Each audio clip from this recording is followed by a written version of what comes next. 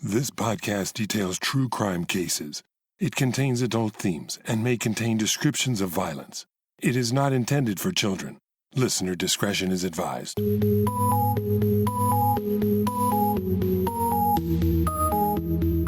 Thank you for joining me for today's episode of Once Upon a Crime. We're in the series Murder Memories, where the phenomenon known as recovered memories leads investigators to solve cold cases. In this episode, I'll tell you about a cold case that may never have been solved if the perpetrator hadn't begun telling friends and acquaintances about nightmares he was experiencing. Nightmares that he feared were actually long-repressed memories of one terrible night. This is the last chapter in the series, Murder Memories, the case of Paul Cox. On January 2nd, 1989, Narayan Bassetti traveled to the New York City suburb of Larchmont to check on his sister Shanta and his brother-in-law, Lakshman Rao Shervu. Lakshman Shervu, age 58, was the director of nuclear medicine at Albert Einstein Medical College in the Bronx. He and his wife had immigrated from India to Canada and then to the New York area, settling into their upscale suburban life in Westchester County in 1974. Shanta attended medical school and completed her residency as an emergency room technician before continuing on to a fellowship in geriatric medicine at Montefiore Medical Center in the Bronx. They were hardworking and also close to their family and extended family. Their two children, both graduates of Princeton University, had since left home to begin their own careers and families, but were in frequent communication with their parents.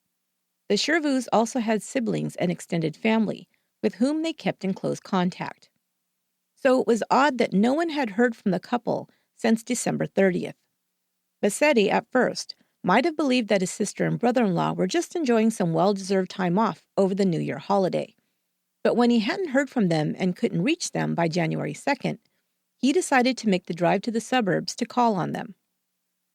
As he entered the two-story home located at 36 Lincoln Street, all was quiet. He called out, but there was no answer. In the back of the house, he noticed a broken window pane, and having a bad feeling that something was very wrong, called the police. When police arrived, they worked their way upstairs. In the master bedroom, they encountered a bloody scene. Blood was sprayed everywhere. It covered the walls, floor, and even the ceiling. Lakshman Shervu was found lying on his back with 15 stab wounds to his face and body. His 51-year-old wife was also dead. She was found lying across her husband's body. She'd suffered 9 stab wounds. Both of their throats had also been slit. Lakshman's cut so deeply, he was nearly decapitated. There was no sign of the house being ransacked or any items stolen from the home. There had been no sexual assault. Detectives, upon questioning neighbors, friends, and colleagues, found that the Shervus had no known enemies or anyone who even disliked them. By all accounts, they were a wonderful couple with a loving family who were well-liked and respected in the community. Not much in the way of evidence was left at the crime scene. The murder weapon wasn't found, and there was only one partial palm print discovered in the home that couldn't be matched to anyone. While the Shervus' family and the community grieved, the case went cold.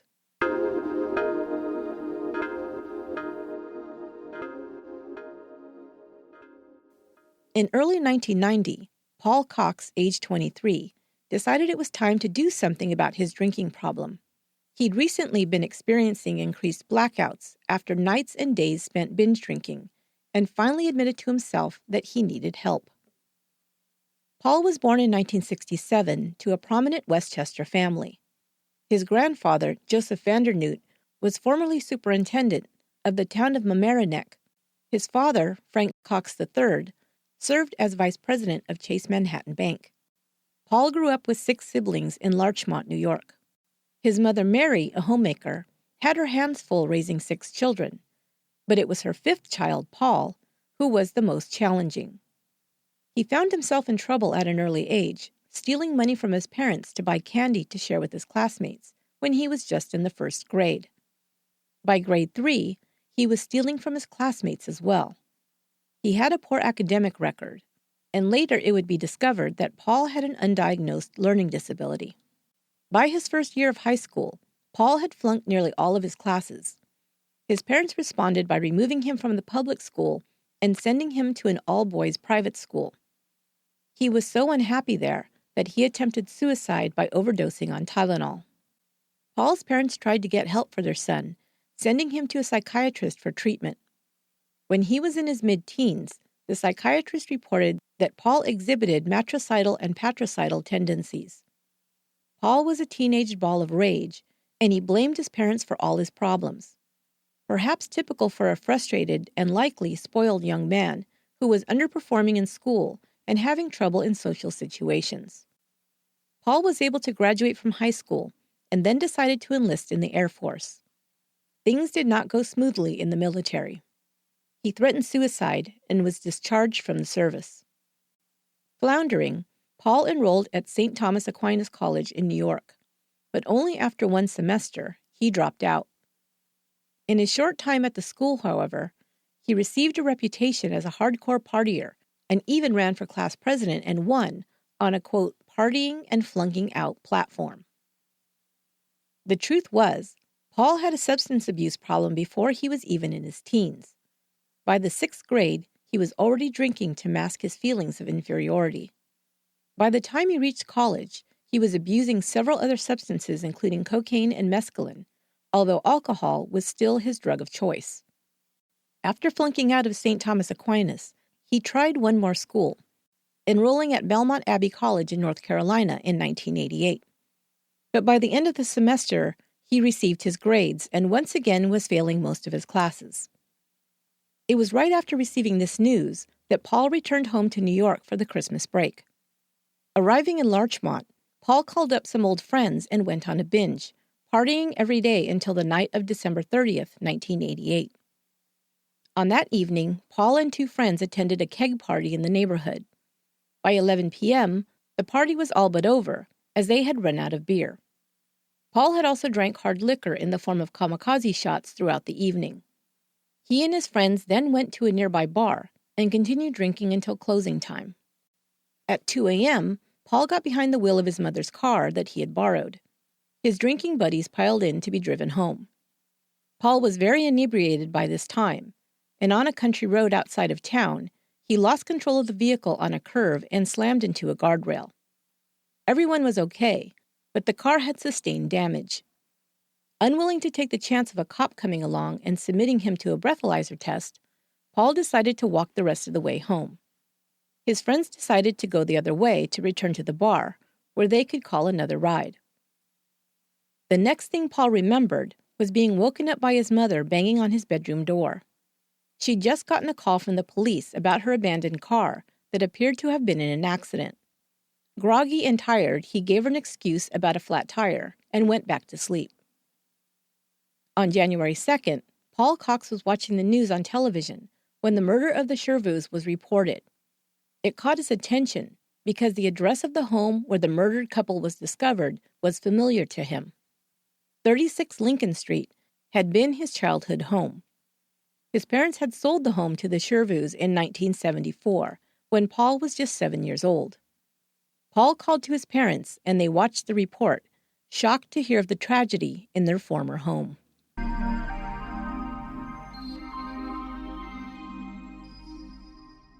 You probably have really important things on your computer that you'd like to protect, right? You know what I would die if I lost? All my podcast recording files. Can you imagine? I'd be sunk. That's why I've been a Backblaze customer for a while now. Backblaze is a gimmick-free, hassle-free, low-cost cloud backup for Macs and PCs. For just $6 per month per computer, you can back up unlimited files. I like that you can set it and forget it. I set my Backblaze to automatically back up all my files daily. Then I don't have to worry about losing any of my audio files, music, photos, videos, projects, you name it. That alone would be awesome enough. But with Backblaze, you can also access your data from anywhere in the world on the web or on the go with the app. And check this out. With Backblaze's Restore by Mail, if you have a complete system failure, heaven forbid, you can purchase a hard drive or a flash drive with all your data on it overnighted to you by FedEx. Amazing! So to get hassle-free, worry-free backups for all your important files, visit backblaze.com/once to get started. And here's a special offer for our listeners. You can receive a fully featured 15-day no-risk free trial at backblaze.com/once. Make sure you never lose those irreplaceable project files or those adorable pictures of your grandma and the baby. That would be tragic. Don't wait. Protect those files today. That's backblaze.com/once. And thank you for supporting the show.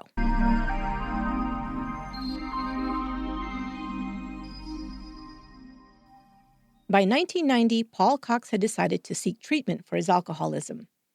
His girlfriend suggested he attend a meeting of Alcoholics Anonymous. Most commonly known as AA, Alcoholics Anonymous was founded in 1935 in Akron, Ohio, by Bill Wilson and Bob Smith as a self-help group to support alcoholics get and remain sober. Built on the tenets of community and mutual support between members, all who have struggled with alcohol abuse and addiction, AA has chapter locations worldwide. Currently, there are more than 120,000 AA groups meeting on any given day that serve over 2 million members. The name Alcoholics Anonymous refers to the fact that members are to strictly adhere to rules of confidentiality. Members share only their first names, and anything learned inside group meetings is forbidden to be shared outside of the group without the person's permission. On November 11th, Paul Cox joined Alcoholics Anonymous. There he found the support and encouragement he needed to stop drinking. He would report that after joining AA, he stopped drinking and was able to remain sober for good. Once he'd quit drinking, Paul said it felt as if he was achieving clarity for the first time in his adult life. As if emerging from a fog, he began to recover memories of his past behaviors while under the influence. Paul began to work through the 12 steps of the Alcoholics Anonymous program. Every member begins with Step 1 and works through each sequentially. Step 1 is admitting that you are powerless over alcohol and that life has become unmanageable. Step 2 and 3 introduce the spiritual aspects of the program. Each member must come to believe in a power greater than themselves and make a decision to turn their will and lives over to the care of God. AA is not religion-specific, and members are free to identify God or a deity of their own choosing. At first, Paul wasn't comfortable with the spiritual structure of the program. Talk of God and a higher power made him uncomfortable. But since he was able to abstain from alcohol for the first time in his life after he began attending AA meetings, he decided to stick with the program. After several months, Paul reached the 4th and 5th of the 12 steps. These steps required members to make a searching and fearless moral inventory of themselves and admit to God, to themselves, and others the exact nature of their wrongs. It was in the time leading up to, and especially while working through steps 4 and 5, that Paul said he began to recall vivid memories of his past wrongs. These vivid memories were about him committing a violent act, a murder to be exact. As time went on, and these dreams became more real, he came to believe that he actually had committed a murder while in an alcoholic blackout that he was just now becoming conscious of. According to a 2003 report by the National Institute on Alcohol Abuse and Alcoholism, a person can experience an either partial or complete alcoholic blackout. These are periods of memory loss for events that have transpired while a person is under the influence. Blackouts happen to some people who consume alcohol in great quantities, but not all experience this. Those that do are more likely to have a blackout after consuming large amounts of alcohol rapidly, sometimes called binge drinking. These impairments in memory are said to be a result of disruption of activity in the hippocampus of the brain, the region that plays a central role in the formation of new autobiographical memories. In essence, a person experiences periods of amnesia while in a blackout, during which time they continue functioning, walking, talking, even carrying out complex behaviors like driving, but they do not create memories for these events. During one type of alcoholic blackout, called en-bloc, these periods can last for hours, with the person losing large chunks of time where no memories are formed. Now, Paul said, memories were coming back to him in a series of flashbacks that terrified him. One night, after leaving an AA meeting, he drove to his girlfriend Jessica's house. He told her that he was now sure he had murdered the Shervous during an alcoholic blackout in 1989. He broke down in tears while relating this to her. Jessica told him she couldn't believe this was possible and suggested he speak to his sponsor. AA members are encouraged to have a sponsor, a seasoned AA member who is assigned to help new members work through the 12 steps and support them in staying sober. Paul now called his sponsor, known only as Mr. C. A note: all the AA members in this episode were allowed to keep their names confidential to respect the rules of the organization. The court records only identify them by their last initials. Later, Mr. C would testify that Paul had called him one night and seemed very upset. To lighten the mood, Mr. C had joked, "It couldn't be that bad, could it? You didn't kill anyone, did you?" There was a long pause at the other end of the phone before Paul responded. What he told his sponsor next would shock him. Paul and Mr. C would meet and talk several times, and over the next few days and weeks, Paul shared more details, finally sharing the entire incident as he remembered it.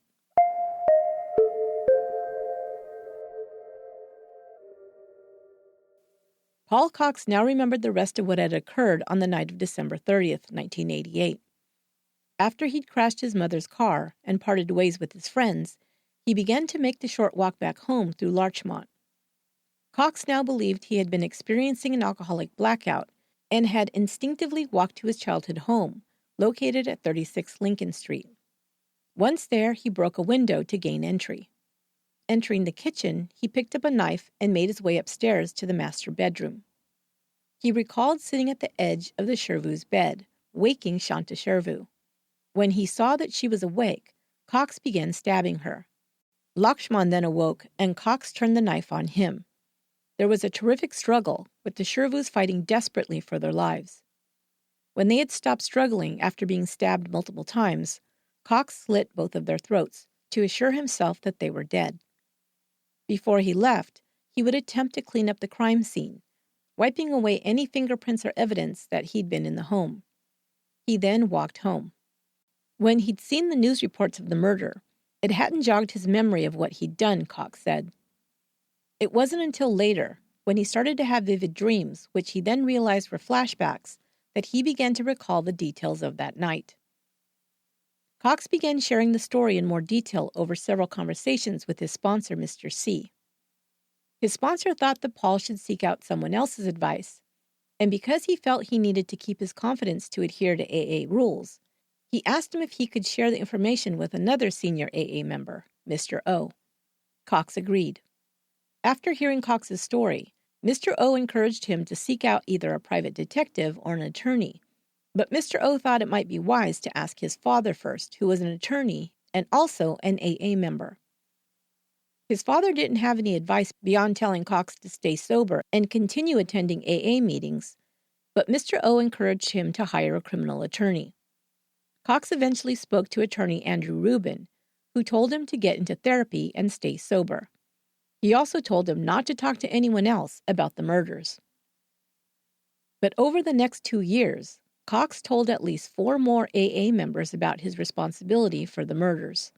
Still, no one informed the authorities. In December of 1991, Cox moved into an apartment with another AA member that he'd befriended, Mr. R. Soon after they became roommates, Cox told him about a dream he'd had about committing a murder and waking with bloody clothes. Later, he would share more of the story, admitting it wasn't a dream, but it actually happened. Mr. R would later say that Cox described the killings in, quote, great detail. In January of 1993, Cox was interviewing a potential new roommate, Ms. H. He told her that there was something he needed to tell her if she was to be his roommate. He then proceeded to tell her about a recurring dream that had begun helping him piece together an incident from a couple of years earlier. Not only did he give Ms. H details of the murders, he went on to tell her that he'd returned to the scene of the crime the next day with cleaning supplies to get rid of any evidence. Now, I don't know about you, but I think I'd hightail it away from a potential roommate who confessed to a murder, whether I believed him or not. Can you say wacko? At least that would have been my first thought. But Ms. H did move in with Cox and Mr. R in February of 1993. She would not live there more than a couple of months before she came down with an illness that would cause her to vacate the room and move home to be cared for by her parents. But she continued to think about what Cox had said, and it bothered her enough to bring it up to her therapist in May of 1993. Her therapist advised her to notify the police. She met with a police officer from Mamaroneck. In her report, she stated that Cox had told her, quote, he had killed 2 people in the house he used to live in when he had a flashback of abuse. He went in and thought he was killing his parents. He made mention of going back to clean up and that he had buried the knife he used, unquote. She also gave police the names of several other AA members she believed Cox had also confessed to. The Larchmont police were contacted, and they began an investigation. Larchmont investigators interviewed the AA members who Cox had spoken to. When they found that the details Cox had told them matched what they knew about the murders, police arrested him on May 20th, 1993. Once in custody, Cox's prints were taken. The one palm print found at the crime scene matched Paul Cox.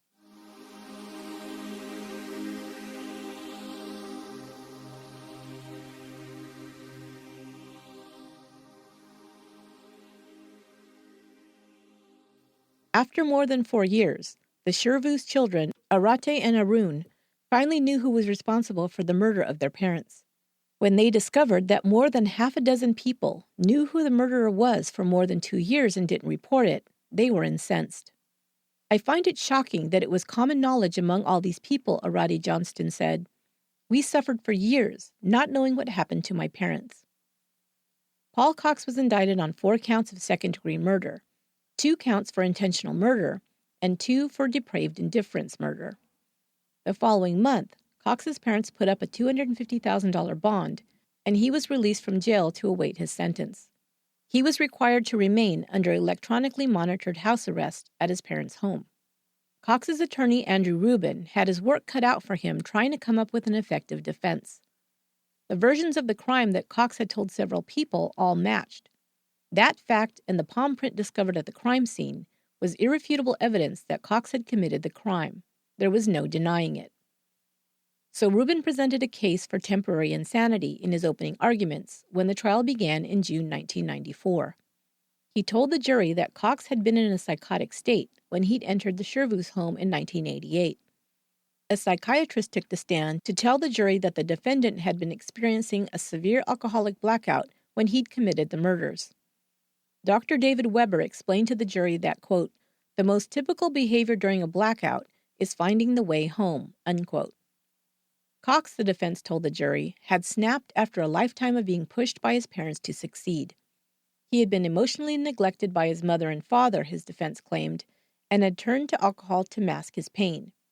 He'd finally struck out in anger during a blackout, traveling back instinctively to his childhood home. He thought he was killing his parents, the doctor explained. It was if, quote, he was going back in time and eliminating the people that he sought to blame for all his problems, unquote.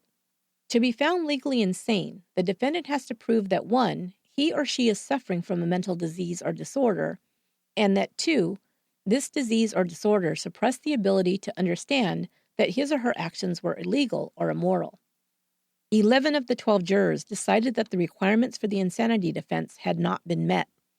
But the 12th juror thought that mental illness might have impaired Cox's judgment. No matter how much the other jurors went over the evidence as presented at trial, she refused to budge.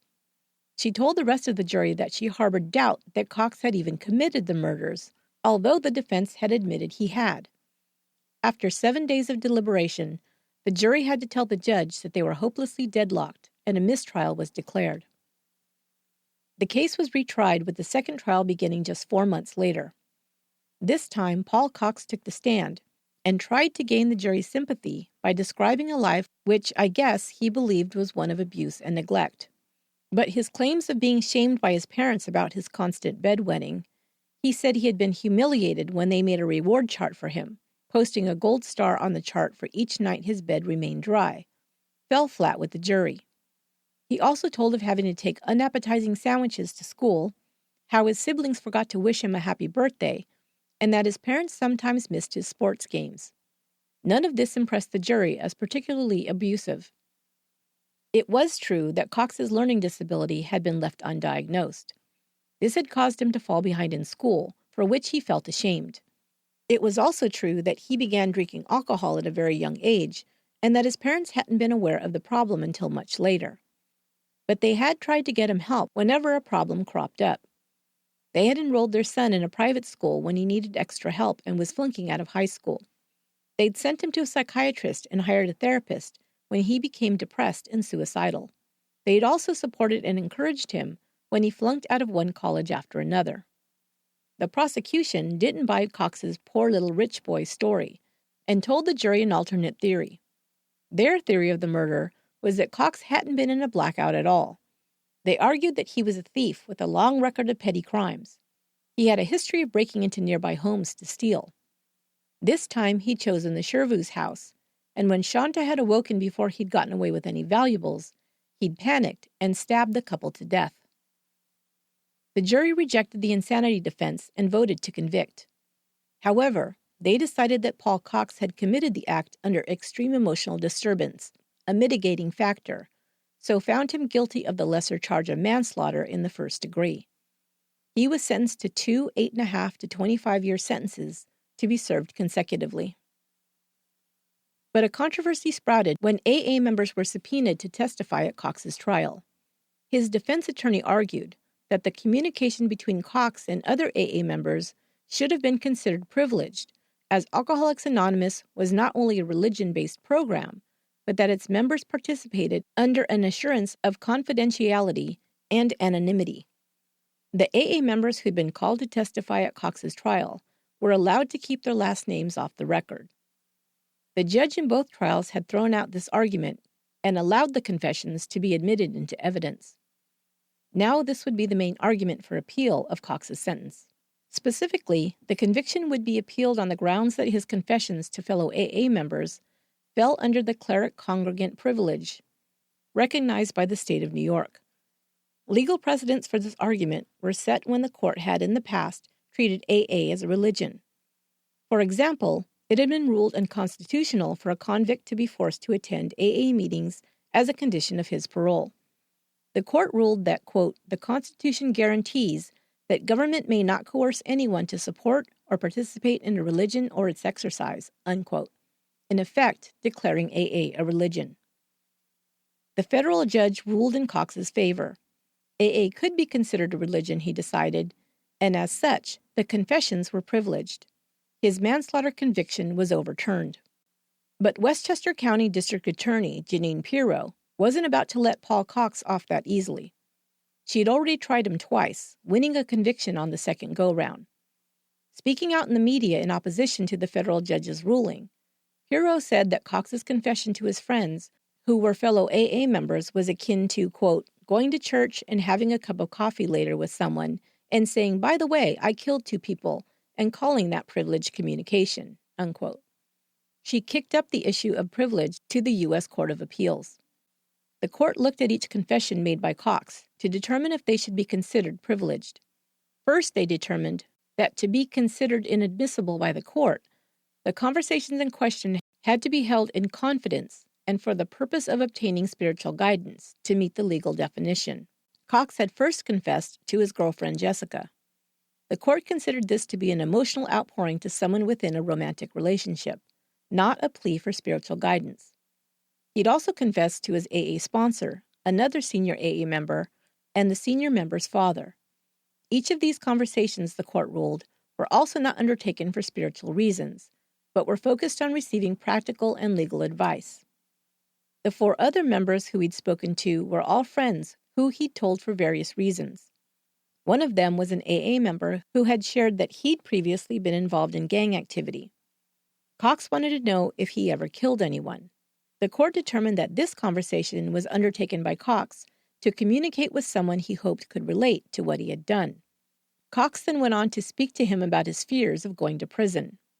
Nowhere in this conversation did he ask for spiritual advice or guidance, the court pointed out. In summary, the appeal court's ruling was that Cox had spoken to other AA members, quote, primarily to unburden himself, to seek empathy and emotional support, and in some instances to seek practical guidance, such as legal advice, unquote. They ruled that privilege didn't apply in this case and overturned the previous appellate court's decision. Barring any further appeals, Cox will serve out his entire sentence.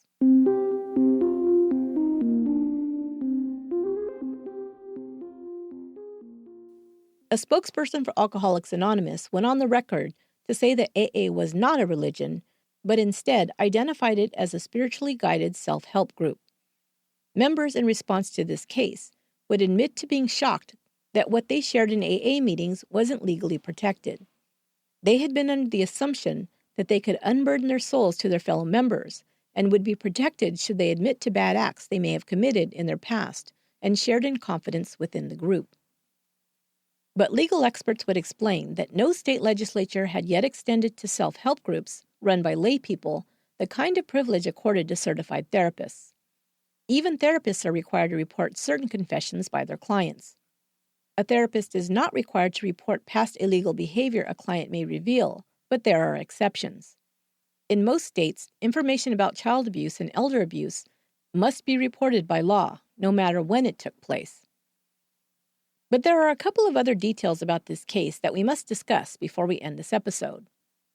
First, I'll take up the idea that Paul Cox continued to argue on appeal that his conversations with other AA members should have been inadmissible because he'd confessed in pursuit of spiritual guidance while working through AA's 12 steps. But Step 8 requires a person to, quote, make a list of all persons harmed by our actions and become willing to make amends to them all, unquote. If Cox's goal was truly to make amends for his past offenses towards others, wouldn't he have confessed to the Shervou's family members as well as the court and accepted his punishment without equivocation? It's something to think about. Finally, we have to ask ourselves the question, was Paul Cox in an alcoholic blackout or not? While studies show that a person can carry out complex behaviors while experiencing a blackout and not store memories for those events, it is another matter entirely to consider that Paul Cox not only carried out a double murder, but then cleaned up the crime scene afterwards. By his own admission, he wiped down areas where he might have left fingerprints, and did a fairly good job of it too, since only one palm print was found that was then used to convict him. Even more chilling is the fact that he also said that he'd also disposed of his bloody clothes and thrown the murder weapon, the knife, into a body of water to get rid of it. He also told another person that he had returned to the scene of the crime the next day to make sure no evidence was left behind. If this is true, then it is almost certainly not the case that Cox had experienced a blackout while committing the murders, and definitely not true that he hadn't recalled anything about committing the murders before becoming sober and having flashbacks. Also, if he didn't store the memories of the crime while he was committing them, how then was he able to remember the details later, and in such great detail? This is a question for a brain scientist, and I may be a lot of things, but that's not one of them. But it would be interesting to know if this is even possible. Perhaps it was simply an increased guilty conscience that Paul Cox began to experience once he became sober that caused him to confess so many times. Maybe he thought by unburdening himself, he could live with what he had done without having to face any legal consequences for his actions. Dr. Arun Shervou, the Shervou's son, would thank the jury for voting to convict his parents' murderer. He would also thank the AA members who'd testified at both trials. What they did, he'd say, was in support of what was right and moral, even if they were reluctant at first to report what they understood to be confidential.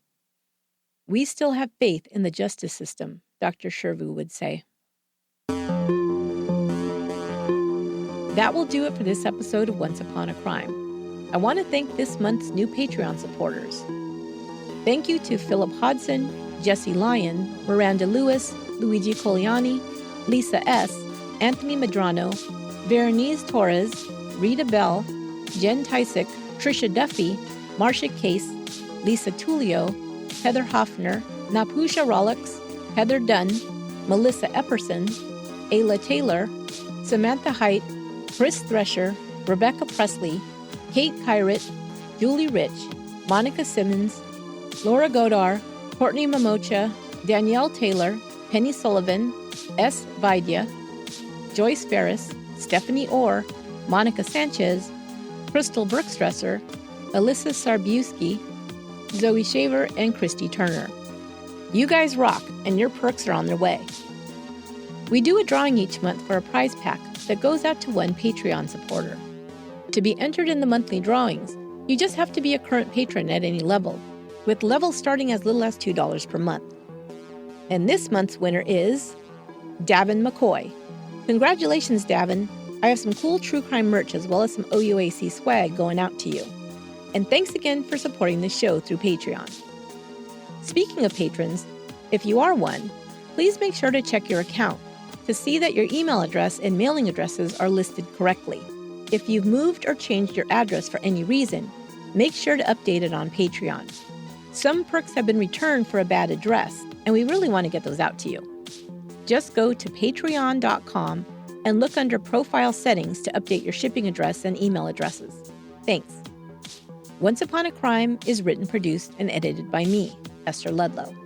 Until next time, be good to one another.